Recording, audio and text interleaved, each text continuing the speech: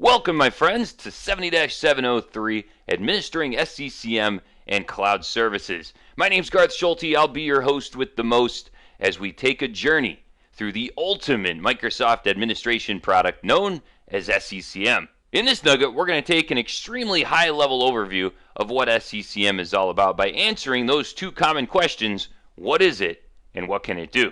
The answer to those questions is really simple. What is it? Everything. What can it do? Everything. And that's that. I hope this nugget has been informative. No, I'm just kidding. Seriously, though, it would be a lot easier to answer the inverse of these questions. What isn't it, and what can it do?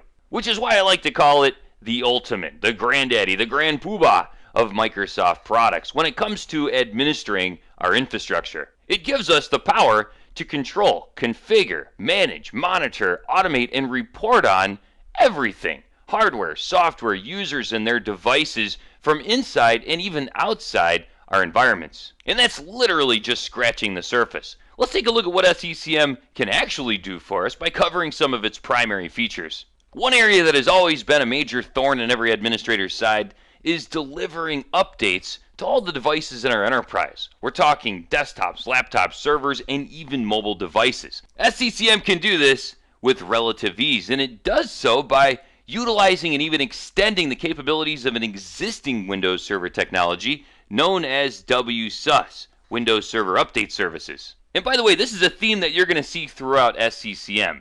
It sits on top of many of the best Microsoft technologies, which is why it's considered a single, unified tool. So whether it's WSUS for delivering updates, WDS, Windows Deployment Services, for delivering operating systems, or Internet Information Services and Intune for extending our administrative reach beyond the local area network. And I almost forgot about the biggest product of them all, of course, SQL Server, which is required as that's what SCCM uses to store all of its information. All right, back to our almost top 10 list here on what SCCM can do. Next up here, deliver applications. Imagine having the power to centrally and remotely deploy applications to all of your users' devices. Yeah, no problem for SCCM. Not only that, but it can optimize that delivery and give us the flexibility on how we want to deliver it. Do we want to deliver it and have it locally installed? Do we want to stream it through application virtualization or present it through something like remote desktop services or Citrix XenApp? We can also use it to deploy operating systems to all the physical devices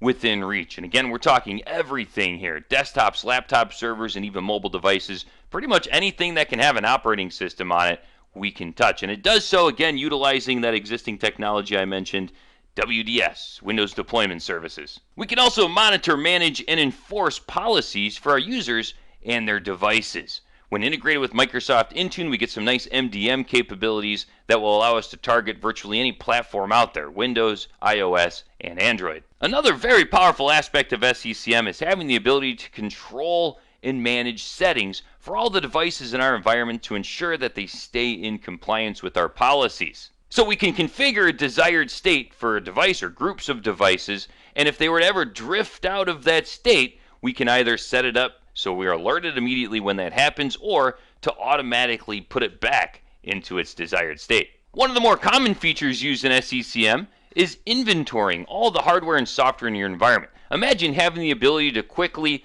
look up what a machine has installed on it and the resources available to it, and having the ability to do that for any machine in your environment. Another feature in the same category that I don't have listed here is known as asset intelligence.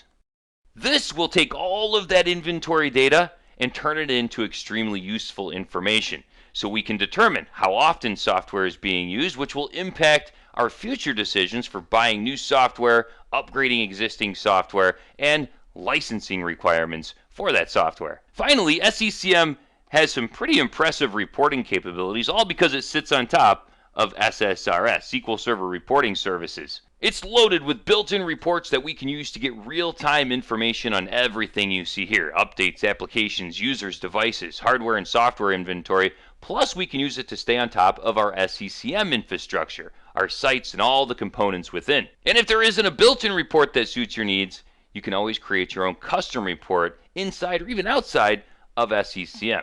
Because it uses SQL Server to host its database, we have access to all of that juicy information. So we're going to look at all of these features and much more as we begin our journey through 70-703 and SCCM, and you'll even have the opportunity to play with all of this stuff in our virtual lab environment, which we'll talk about along with the 70-703 exam details coming up next. That concludes our high-level overview of System Center Configuration Manager. I look forward to taking this journey with you, and for real this time, I hope this has been informative for you, and I'd like to thank you for viewing.